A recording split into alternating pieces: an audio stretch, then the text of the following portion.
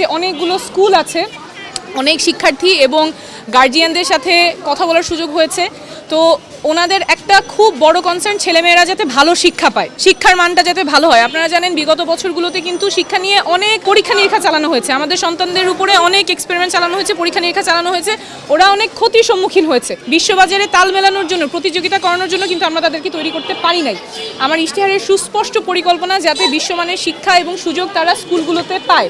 আমার যেহেতু সুযোগ হয়েছে বিশ্বমানের শিক্ষা পাওয়ার, আমি আমার ইশতেহারের সুস্পষ্ট পরিকল্পনা দিয়েছি যে আমাদের স্কুলগুলোতে আধুনিক সায়েন্স ল্যাব, আধুনিক ল্যাঙ্গুয়েজ ক্লাব, ওরা এআই নিয়ে শিখবে।